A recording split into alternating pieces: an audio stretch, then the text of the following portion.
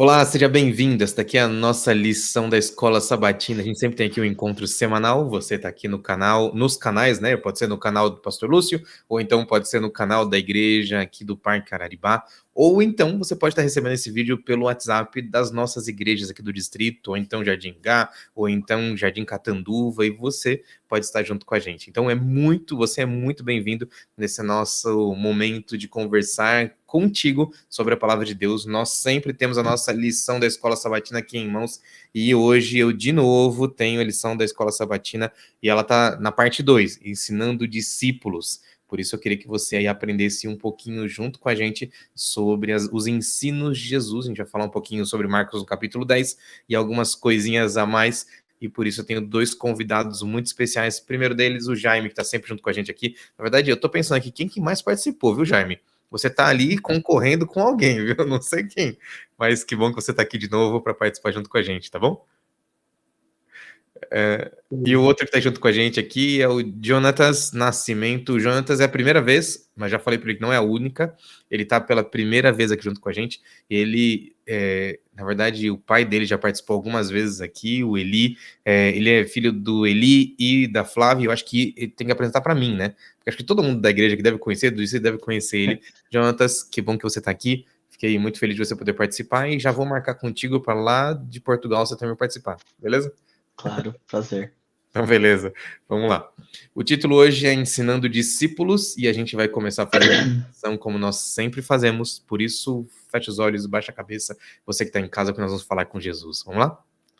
Deus querido, muito obrigado, porque nós podemos falar com o Senhor e sobre o Senhor. Abençoa esse nosso momento de estudo da lição da Escola Sabatina, cuida do nosso coração, cuida da nossa vida, abençoa nossas famílias, nós pedimos que o Senhor esteja sempre ao nosso lado, é o que te pedimos em nome de Jesus, amém. Hoje, como é Ensinando Discípulos parte 2, eu mudei a camisa e mudei o fundo ali, pra você saber que é outro dia, outras pessoas, outro grupo, só para ter alguma coisa diferente, mas você aí sempre é muito bem-vindo ao nosso lado. A gente começa sempre com o verso para memorizar, e eu já jogo para você aqui, Marcos no capítulo 10, no verso 45, e diz assim, ó: pois o próprio Filho do Homem não veio para ser servido, mas ele veio para servir e dar a sua vida em resgate de muitos. Essa fala aqui está num contexto ali onde Jesus estava anunciando a morte dele, os discípulos tomam um choque desse anúncio, né? Eles não sabem ali muito bem como lidar, e durante essa lição nós vamos estudar um pouquinho sobre Marcos, no capítulo 10, onde tem desde ensinamentos, Jesus caminhando junto com os discípulos, tem gente ali pedindo para estar num lugar especial no reino de Deus, e por último, esse capítulo ainda termina falando para a gente sobre um momento especial de cura, certo? Então, é bênção, é muito bom a gente poder participar desse aprendizado todo. E eu passei na frente, eu tinha combinado aqui com o Jonas para ele fazer oração, mas como eu fiz o contrário, então eu vou chamar ele para ele começar respondendo agora. Então, me desculpa aí, Jonas, não cumpri nosso combinado, mas vamos puxar você para começar falando sobre a lição de domingo. Jonas, que história é desse plano de Deus para o casamento? Porque, afinal de contas, Jesus sempre estava ali em discussão com o povo que dizia que conhecia da Bíblia, né? Nessa ocasião aqui, se eu não estou enganado, até o verso 12 do capítulo de Marcos 10 a 12. Isso. Jesus encontra ali um grupo de fariseus, ou melhor, de pessoas que entendiam um pouco sobre a Bíblia, ou melhor, eram estudiosos da Bíblia, e eles querem colocar Jesus à prova. E aí eles perguntam assim, e aí? A gente pode pedir separação ou não? E Jesus dá uma resposta diferente. Não, Jantas, o que a gente ouve dessa história e o que a gente aprende dela? Me ajuda aí, por favor. Bom, eu acho legal e até interessante essa história, porque a gente começa com uma pergunta simples, pode ou não divórcio? E o debate ali, na verdade, o debate que acontecia em Israel ali já não era mais se podia ou não divórcio. Existiam duas escolas ali de fariseus, uma é a Shammai, a outra é a Hillel, que debatiam quais eram as condições para o divórcio. Então, eles não estavam interessados se podia ou não, eles debatiam quando podia. Então, o povo de Israel, e é interessante porque muitas vezes a gente olha para o povo de Israel, para a questão do divórcio, e a gente pensa assim, isso é uma coisa atual. uma coisa que começou hoje, dos nossos tempos, que essa ideia de divórcio, mas não, já acontecia, o povo de Israel ali já praticava o divórcio. E eles trazem para Jesus, mas não com o objetivo de entender qual era a visão de Jesus. Eles estavam tentando pegar ali Jesus da mesma forma que eles pegaram João Batista. A mesma coisa que aconteceu com João Batista. João Batista, ele falou contra o divórcio, e a região que eles estavam ali, o rei Herodes Antipas, ele tinha se divorciado e casado com a esposa do irmão.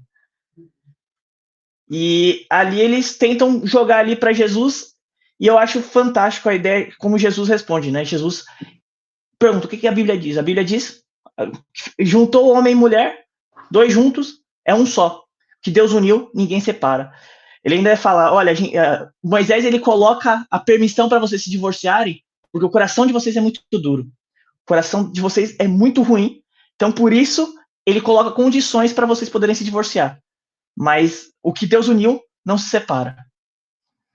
E aí eu acho interessante porque, assim, hoje, e aí trazendo mais para a versão dos jovens aí, a gente está numa geração que o que quebrou, joga fora. E o pessoal tem aplicado isso para dentro dos relacionamentos. Então começou a ter problema, começou a ter dificuldade, termina, acaba, separa, que é mais fácil, menos problemático, menos burocrático, e resolve. Isso é verdade, né? Eu conheço uns casais que acabaram se separando depois de pouquíssimo tempo ali, não buscaram de alguma forma conciliação, não estavam a fim disso, e eles simplesmente disseram: "Ó, não queremos mais, estamos deixando". Então, isso é realmente real que tem acontecido, mas não é só de hoje não, tá? Há muito tempo tem acontecido isso, e essa discussão tinha a ver com uma briga que eles tinham e, na verdade, estavam querendo colocar Jesus à prova, né? A prova no Exato. sentido de: "Será que ele cai nessa pegadinha?", né. Ô Jaime, comenta um pouquinho para mim dessa parte também, para eu poder entender o que aconteceu ali, com relação a essa pegadinha que tentaram jogar Jesus. Eles trazem Jesus para essa rede de debates rabínicos, tentando extrair uma posição dele que de algum modo pudesse comprometê-lo, seja perante o grupo que adotaria a posição oposta, seja perante autoridades. Mas Jesus, ele, em vez de se envolver no debate rabínico, ele aponta o propósito original de Deus. Deus, na criação, uniu homem e mulher, e esse era um relacionamento destinado a ser perpétuo. É claro que, devido à entrada do pecado, nós vivemos num mundo marcado por fraturas e condições tremendamente adversas, e por isso, às vezes, o divórcio se torna necessário. Há casos em que um relacionamento não deve continuar, não deve ser preservado a qualquer custo, mas esse é um efeito da queda, não é o plano de Deus. O E plano de existem Deus era condições que o específicas. relacionamento fosse Isso, duradouro. condições específicas, né, mas o plano de Deus realmente era esse, que fosse duradouro para sempre, né, é isso aí. Eu Muito bom. acho interessante até um ponto a mais aqui, que esse debate deles estava baseado na lei de Moisés. Então Moisés tinha deixado uma lei dizendo que em uma situação específica ali o divórcio podia acontecer, mas eu acho interessante que os rabinos ali, o debate teológico deles era: eu tô com o meu ponto de vista e eu tô adaptando o texto que eu tô pegando esse pedaço da lei, do que está escrito, eu tô adaptando para o que eu quero, para o que convém aos meus interesses. E aí o outro grupo pegava o mesmo texto e adaptava para os interesses dele. Então, muitas das vezes a gente quer fazer isso, e aí eu abro um pouco mais na Bíblia, além da questão de relacionamento, mas a gente quer pegar textos da Bíblia e adaptarem ao que convém para nós naquele momento, ao que a nossa realidade interessa. Muito verdade. Me lembrei aqui, tem um dos estudos bíblicos que eu dou que é comum. Eu tô ali colocando um ponto bíblico, o texto, e a pessoa sempre fala assim: tá bom, entendi, mas eu acho que. E aí vai para outro caminho. Então é muito comum que a gente, infelizmente, encontre pessoas que não conseguem entender o assim diz o Senhor, o Senhor explicou isso, não é o que eu acho, não é como eu sinto, mas é como Deus disse, né? Deixa eu puxar, Jaime, você aqui para a roda agora, porque agora chegamos no momento que acho que interessa a gente. O Jonatas não tem crianças ainda, mas nós temos, Jaime. E agora dos versos 13 até o verso 16, acontece um fato ali onde Jesus, ele se encontra, estou na lição de segunda-feira, né? Onde Jesus estava lidando com as coisas, de repente chegam alguns pais com as crianças. E rapidinho os discípulos fazem o que se esperava dos discípulos, não? Eles pegam as crianças e botam para fora. Não, vocês são crianças, sai. Vocês não merecem estar aqui. Mas Jesus age de um jeito diferente, né, Jaime? Exatamente. É curioso que os discípulos adotam aí uma atitude que geralmente nos evangelhos é reservada só para Jesus, né? No evangelho de Marcos é Jesus quem repreende os demônios, repreende os elementos naturais na tempestade, repreende as pessoas para que elas não anunciem a realização de um milagre. Mas aqui os discípulos tomam para si a tarefa de repreender, e repreendem as crianças ou os responsáveis que estavam trazendo essas crianças para ter um encontro com Jesus. Inclusive, na história que está no final do capítulo 10 de Marcos, que envolve uma cura, também tem gente acompanhando Jesus e repreendendo pessoas que eles não consideravam dignas de atrair a atenção de Jesus. Então, existe essa questão do status das crianças e do status de um cego mendigo, que é a história contada no final do capítulo 10.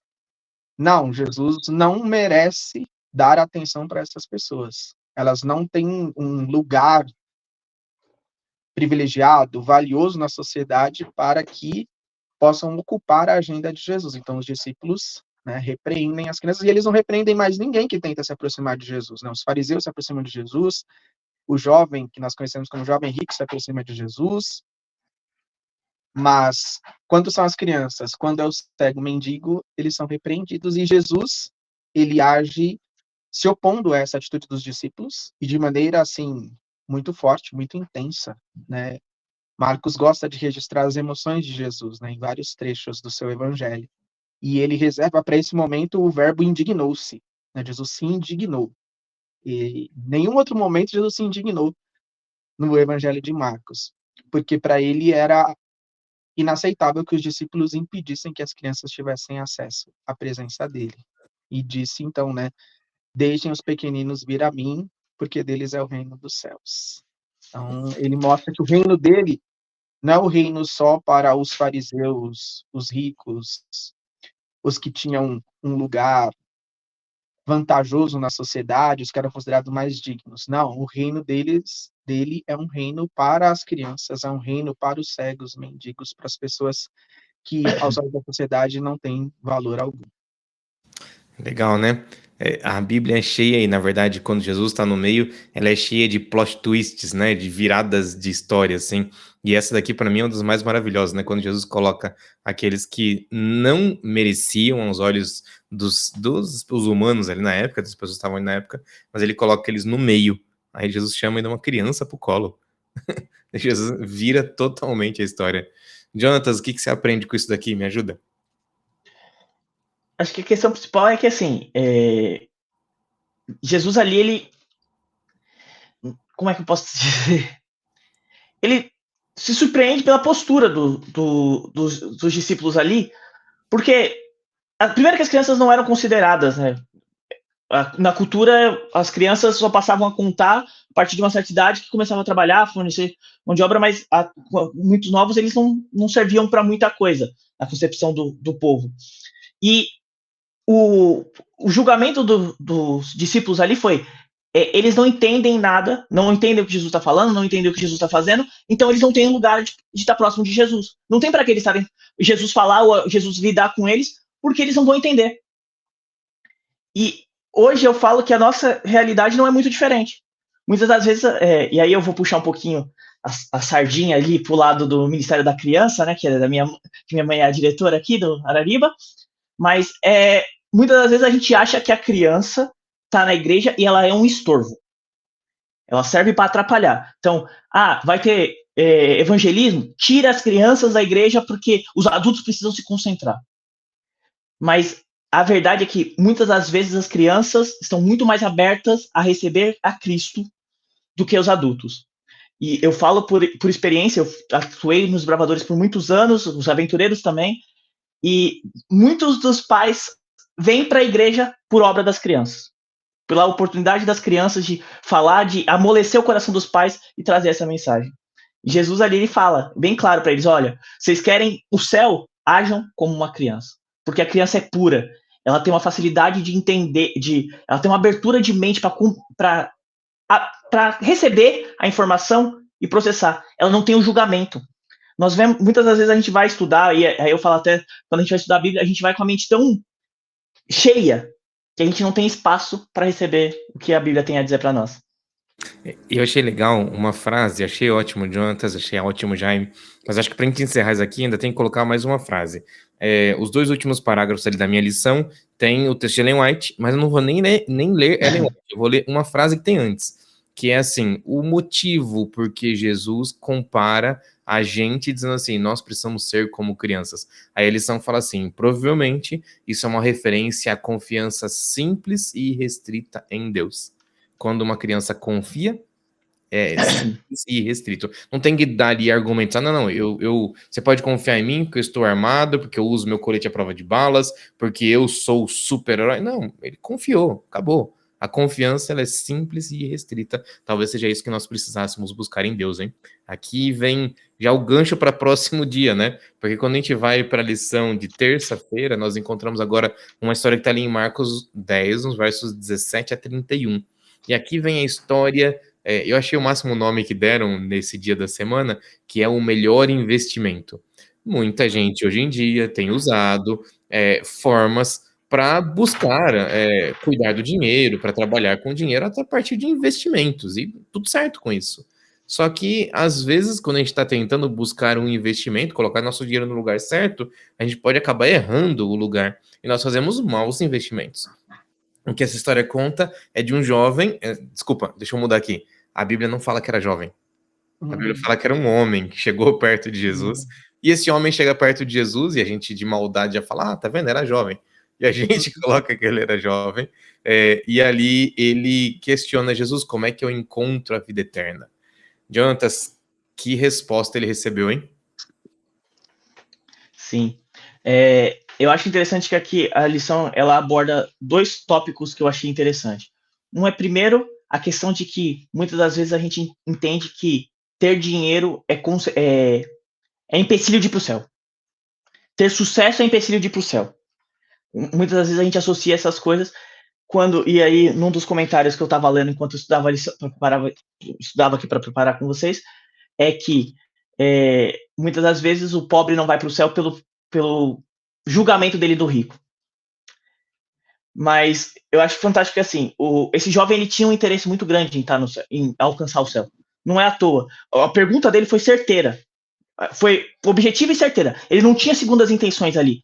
Ele não queria se vangloriar. Ele queria literalmente saber: Senhor, o que eu preciso fazer para conquistar o céu?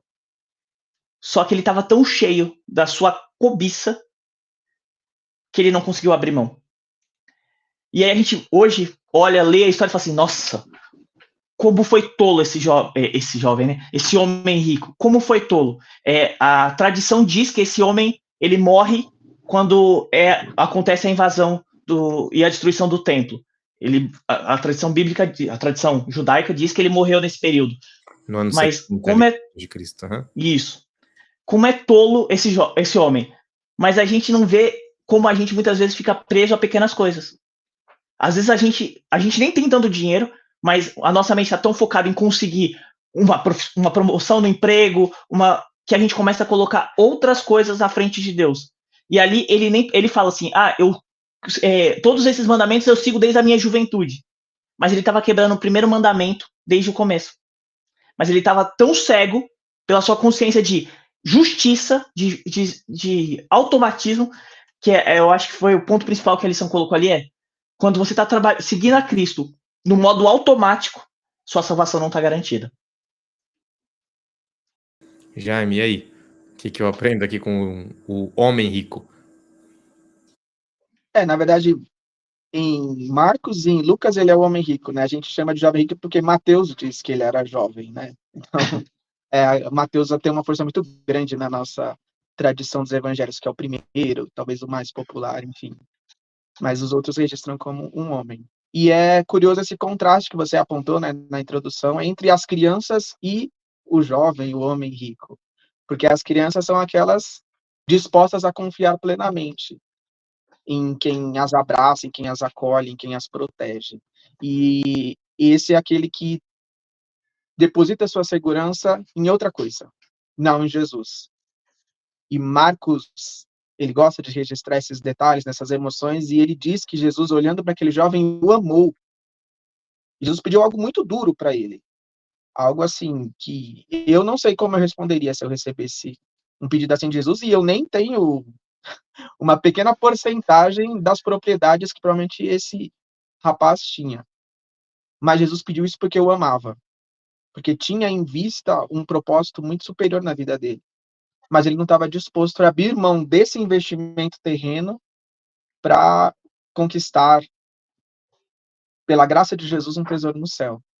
Então, as crianças são as que confiam.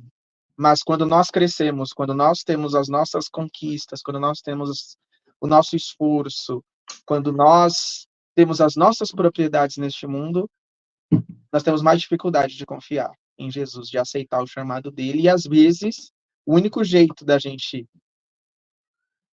viver o reino de Deus é abandonar qualquer coisa que nos conecte a este mundo. Legal. Eu acho. Peraí, Jonathan, só um pouquinho, que eu Pode falar. encontro nas últimas palavras do dia de terça aqui, talvez a chave para isso, Jaime, que é como Deus planejou o plano da salvação. Que ele não tem que ver com meus esforços, com meu dinheiro, com as coisas que eu conquistei aqui. E olha, por favor, se você tem condição de conquistar coisas aqui, vá, conquiste. Tem oportunidade? Vá, porque Deus está dando essas oportunidades para gente, para que você seja alguém útil no caminho, na pregação. Só que isso não paga a nossa salvação. E aqui, para mim, é o ponto principal, né? Porque Jesus, quando ele fala, vai e vende tudo que tem e vem viver comigo, vem me seguir, ele estava falando, vem viver de graça, vem viver do que você não pode pagar, vem viver do que você não consegue entender. E ele realmente não entendeu, porque ele começa de joelhos ao lado ou melhor, aos pés de Jesus, e ele termina saindo triste. Então, são contradições muito grandes e exatamente ligadas à história que aconteceu logo antes, né? É isso mesmo. Jonatas, você ia falar o quê? Não, eu ia comentar que é engraçado como, com o passar dos anos, e eu falo porque eu cresci dentro da igreja, eu acho que o Jaime também, conforme você vai passando os anos, mais difícil é confiar. Mais difícil é depositar sua fé em Cristo e acreditar que ele vai resolver todos os seus problemas. Se torna, cada dia que passa, você acha que você consegue sozinho. Começa, quanto mais velho você fica, mais você acha que consegue sozinho. E mais mais Deus te mostra que não, que você precisa dele. E que sem ele você não consegue, você não alcança nada e nem a salvação, que é o principal ponto que a gente tem que focar. Muito bom, interessante, Jonatas. Vamos lá, preciso correr aqui, o nosso tempo é muito legal, que daqui a pouquinho a gente está 3 horas conversando aqui e a gente continua, porque é muito bom. Quando eu vou para a próxima lição, agora lição de quarta-feira, Marcos no capítulo 10, os versos 32 até o verso 45, alguma coisa acontece, porque agora os discípulos chegam até Jesus e eles querem estar um de um lado e o outro do outro. No verso 37, dois dos discípulos falam assim, ó, e eles responderam, permite que na tua glória nos assentemos à tua direita e outra à tua esquerda? E Jesus estava falando antes sobre a crucifixão dele, ou seja, eles estavam no caminho para Jerusalém, e enquanto eles estavam ali, né, na verdade, se mudando de cidade em cidade, atendendo as pessoas, agora subindo para Jerusalém, ele anuncia, olha, alguma coisa vai acontecer, eu vou ser preso, vou ser morto, e nesse momento eles não entenderam nada. Porque eles vêm e pedem para estar à direita e à esquerda, exatamente ali. Era Pedro e João? Quem eram os irmãos aí, Jaime? O Jaime é Tiago e ligeiro. João. É Tiago, Tiago e isso. João. Que tinham até uma posição privilegiada entre os discípulos, né? Eles estiveram no Monte da Transfiguração, eles foram levados também para o momento que Jesus ressuscitou a filha de Jairo, então eles aparentemente se consideravam parte desse ciclo especial, desse círculo especial aí seleto, né? E a resposta que eles recebem de Jesus, né, é interessante, porque eles estão achando que eles estão ali numa posição privilegiada e por isso eles podem pedir alguma coisa para Jesus, né? Mas a resposta, acho que no verso 38, e eu já passo para você, Jaime, você pode comentar exatamente nesse caminho que você estava aí, que é muito bom, é que Jesus responde assim: vocês não sabem o que estão me pedindo. Será que vocês poderiam beber o cálice que eu estou bebendo, ou então ser batizados com o batismo que eu estou sendo batizado? Eles não entenderam nada. Nem com essa resposta eles entenderam nada. Mas Jesus estava falando, gente, segura. Vocês ainda não sabem o que está acontecendo. Na esteira da experiência com o rapaz rico, os discípulos ficaram interessados na questão da recompensa, né? Porque Jesus disse para aquele rapaz: se você deixar tudo e me seguir, você vai ter um tesouro no céu. E aí eles perguntam para Jesus: e nós, né? Já que nós deixamos tudo e seguimos, qual é a nossa recompensa? Jesus fala que eles teriam a vida eterna, que receberiam muito mais neste mundo, que tem a ver com a experiência de comunidade de fé, de igreja e tal, o poder e a graça de Deus atuando na vida deles. Mas eles ficam ligados a essa questão da recompensa. Então, mesmo quando Jesus fala do sacrifício em Jerusalém, da experiência aflitiva que ele viveria lá, eles pensam: Jerusalém envolve a inauguração do reino. Jesus está se movendo da Galileia finalmente para o centro. Agora, né, o poder vai ser de Jesus. Então, é a nossa chance de ganhar uma posição privilegiada. E aí a resposta de Jesus é: vocês estão prontos para beber o cálice? E eles dizem que estão prontos, mas eles não têm uma consciência de que esse cálice envolve sofrimento, envolve renúncia, envolve sacrifício, que é o cálice que Jesus iria beber, e o cálice que, claro, em medida menor, vários de seus seguidores iriam beber, inclusive esses dois irmãos. Né? O primeiro dos discípulos a ser morto, inclusive isso é registrado na Bíblia, né, no livro de Atos, é justamente Tiago. E João foi o que viveu mais tempo, mas também lidou com muitas desolações e tragédias e sofrimentos, e viu todos os seus companheiros, os apóstolos, morrerem, enfim. Então eles beberam mesmo esse cálice, mas eles não tinham ideia disso quando eles disseram que podiam beber o cálice. Exato. Jonatas, me explica aí. Você entende também que eles não tinham ideia do que eles estavam pedindo. Jesus, inclusive, questiona: vocês sabem o que vocês estão pedindo, né? Mas em seguida, ali no verso 41, acontece uma coisa que me chama a atenção. Porque em Marcos 10, 41 diz assim, que quando os outros 10 ouviram o que Tiago e João estavam pedindo, ao invés deles terem pena, porque Jesus responde dizendo: ó, vocês estão pedindo coisa errada, eles ainda assim ficam irados com os dois, eles se indignam, porque essa indignação era assim: ué, mas como assim vocês querem ser maiores do que a gente? E eles, quer dizer que não era só Tiago e João que não tinha entendido a história. Nenhum deles tinha. Nenhum deles tinha entendido o que Jesus ia fazer e qual era o ministério de Cristo ali na Terra. Eles ainda estavam com uma ideia de um reino terreno em que Jesus seria rei e eles seriam governadores. E eles buscam ali poder. E essa briga por poder, e Jesus passa os 3 anos ali mostrando para eles que o céu, o poder, né? O auge do céu é servir os outros, não é ser servido, mas você conseguir alcançar e fazer com que outras pessoas tenham a oportunidade que você está tendo. Mas eles só vão entender isso depois da morte de Cristo ali, que eles começam a entender o que aconteceu e eles entendem que a missão de Cristo nunca foi nessa terra. Aquele momento que Jesus fica logo depois da sua ressurreição ao lado dos discípulos, foi do ponto de vista pedagógico, né, Jaime, professor, do ponto de vista pedagógico, muito mais rico do que o tempo que ele passou antes. Por favor, tá? Não estou desmerecendo os 3 anos e meio que Jesus passou ao lado dos discípulos, mas os discípulos, os alunos, não estavam a fim de aprender no começo. E eles, quando veem Jesus ressuscitando, agora eles acendem as antenas e falam assim: opa, agora eu preciso prestar atenção.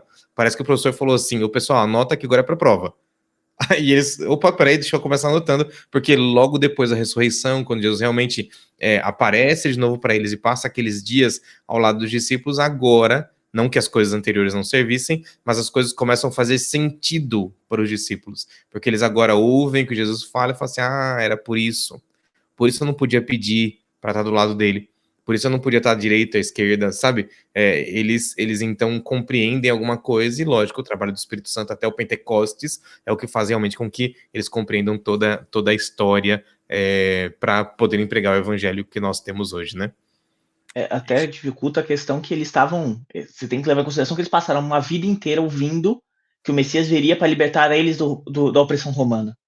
E aí eles conhecem o Messias, eles reconhecem ele como Messias, e assim, se a gente for ver, eu acho que no capítulo 8 ou capítulo 9, é ali que eles reconhecem a primeira vez como Jesus, como o Messias mesmo, que acho que Pedro fala que Jesus é o Messias, e aí eles começam a entender, só que para eles, o Messias tinha uma missão, libertar contra Roma.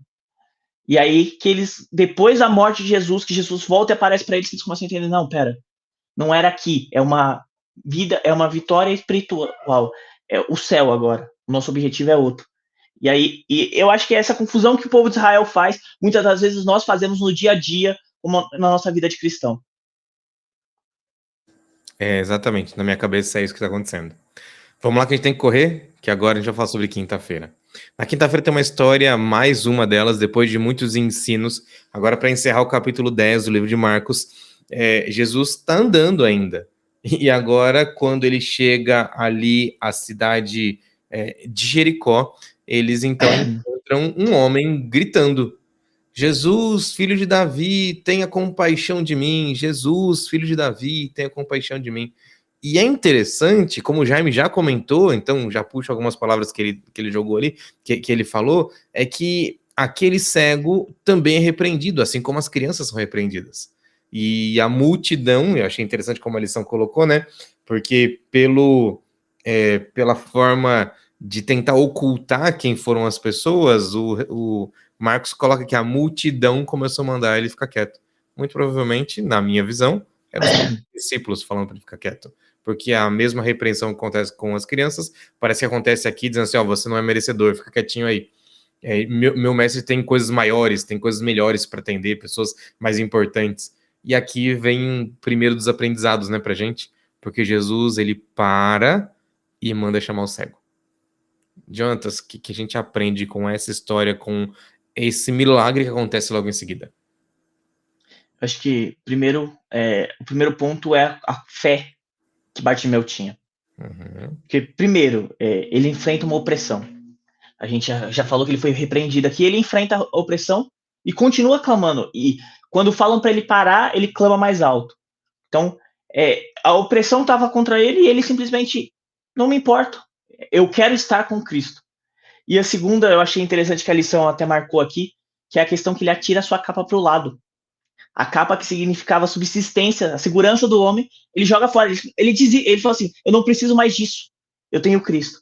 E aí a gente consegue fazer um paralelo desse com o primeiro cego que a gente viu na lição da semana passada, que passou numa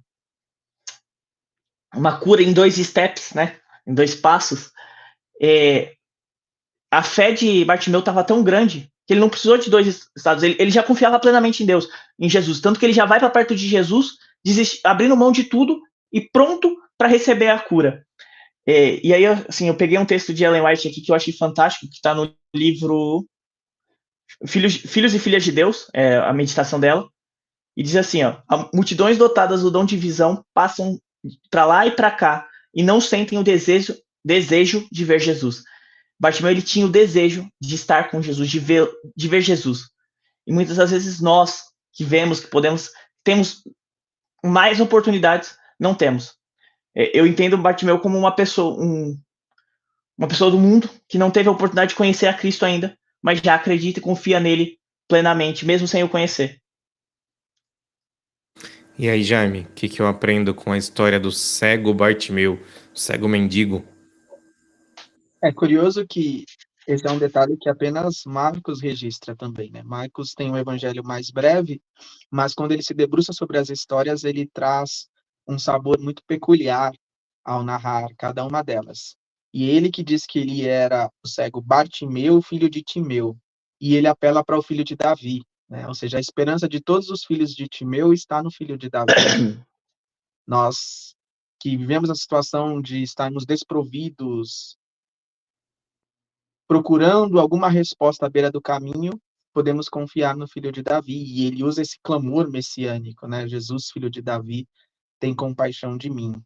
E é curioso que Marcos registra que ele ouviu que Jesus, o Nazareno, estava vindo. Mas para ele não era só o Nazareno, era o filho de Davi, era o Messias, era alguém que pertencia à linhagem da promessa, que traria a salvação não só para ele, mas para Israel, para o mundo.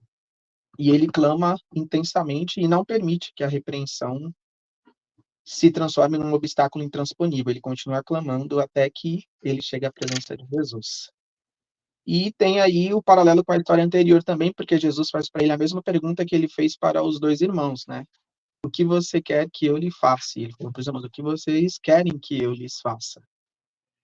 E os irmãos não obtiveram a resposta esperada, mas Bartimeu obteve, porque o que ele buscava estava de acordo com o propósito de Jesus. E isso é curioso nessas histórias registradas no capítulo 10. Várias pessoas se aproximam de Jesus, mas quem sai com a resposta esperada são as crianças e o cego mendigo. Os fariseus, o jovem rico, os dois irmãos que eram discípulos, todos eles, de um jeito ou de outro, saem frustrados da presença de Jesus, porque eles buscam a Jesus por interesses que não têm a ver com o reino. Mas as crianças e os cegos, sim. Eles deixam a presença de Jesus abençoados, tocados pela sua graça, pelo seu poder. Legal, né? Como Jesus inverte a ordem. Quer ser rico, quer ser poderoso, quer estar num lugar de alta importância no reino de Deus. Muito simples. Seja dos últimos, seja dos rejeitados aqui na terra, porque esse é o chamado de Jesus pra gente. Não pra gente se colocar como um mendigo, mas que a nossa posição não seja querer estar nos primeiros lugares, não seja querer glória pra gente, mas que a glória seja sempre no Senhor. Lindo, eu acho que esse é o que resume esse capítulo 10, né? O que encaixa para a gente poder compreender tudo. Eu vou fazer o seguinte para a gente poder terminar aqui. Jonatas, eu queria que você me fizesse um resumo, como eu fiz aqui agora, sobre o que você acha que é mais legal sobre essa lição. E aí depois, Jaime, você vai fazer a mesma coisa. Bom, eu acho que a lição deixa bem claro que para você estar próximo de Cristo, para estar com Jesus e alcançar o céu, é você abrir mão dos desejos seculares, das coisas grandes. É o desejo, o seu desejo tem que ser estar com Ele. Bartimeu queria estar com Jesus. As crianças queriam estar com Jesus. Os outros que acabaram não tendo sucesso no que eles queriam outras coisas. Podem até dizer que queriam estar com Cristo, mas o seu coração tinha outro desejo. E eu acho que o capítulo 10 ele sintetiza bem isso, que é a nossa missão, Cristo, para estar com Ele, seu foco tem que ser Cristo, não pode ser outro. Muito bom. Jaime, para você, como é que eu encerro essa lição? Qual é o ensinamento dessa semana? O título da lição é Ensinando os Discípulos, né? Então a gente tem que pensar em tudo isso como experiências que servem de aprendizado para os discípulos de Jesus daquela época e de hoje. E essa ideia que culmina na cura de um cego é muito importante, né? A abertura dos olhos. E é o último milagre significativo registrado no Evangelho de Marcos, né? De Jesus fazendo um milagre em favor de alguém, que é a história de Bartimeu. E, como o Jonatas apontou, lá no capítulo 8, Jesus curou um cego e iniciou uma série de histórias que terminam aqui. No final do capítulo 10, logo em seguida, Jesus entra em Jerusalém, e aí vem os eventos finais, que envolvem o seu sacrifício, envolvem a cruz. Então, Jesus ele quer abrir os olhos dos seus discípulos.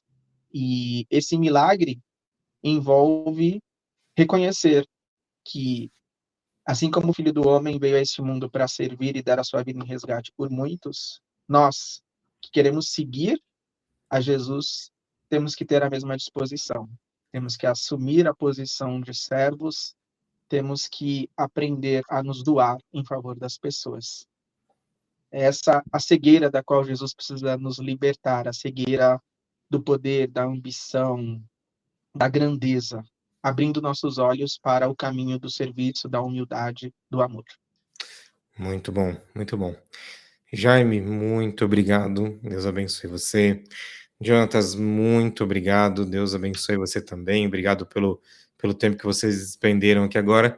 E nós precisamos terminar com uma oração. Como eu já baguncei toda a ordem das orações, o Jaime já orou, eu vou pedir para o Jonatas fazer a oração. Já orou em outros, né? Eu vou pedir para o Jonatas fazer a oração para a gente agora, encerrando esse estudo. Se você está em casa e ainda não entendeu, eu vou puxar para você a última frase, está ali no estudo de sexta-feira. Quando Ellen White, no Deserto das Nações, Desejado de Todas as Nações, comenta sobre como Jesus atendeu as crianças, ela fala assim, a última das frases ali, né, ou a penúltima pelo menos: em qualquer lugar onde o Salvador estivesse, o seu rosto amável e seus gestos suaves e bondosos conquistavam a confiança dos pequeninos. Se conquistava dos pequeninos, provavelmente não, com certeza poderia estar conquistando a sua vida também. Por isso, abra seu coração aos gestos amáveis e bondosos, suaves, amáveis e bondosos que Jesus sempre demonstra para a nossa vida. Ele sempre quer nos salvar. Jonatas, ora pra gente, por favor. Nós vamos falar com Jesus agora. Meu querido e amado que estás no céu, como é bom pararmos um pouquinho do nosso dia para refletirmos na tua palavra, Senhor. Senhor, nós vimos aí que o Senhor teve poder para curar um cego e transformar a vida de muitas pessoas, Senhor. Então, Senhor, nesse momento eu entrego a vida de todos os que estão aqui, nesse momento, e os que estão assistindo, para que nós possamos ter a nossa cegueira, como o Jaime falou, retirada. Que nós possamos ver e almejar estar contigo a cada momento, Senhor. É isso que eu te peço e já te agradeço. Em nome de Jesus. Amém. Amém. Tchau, pessoal. Fica com Deus. Até semana que vem. Tchau, tchau.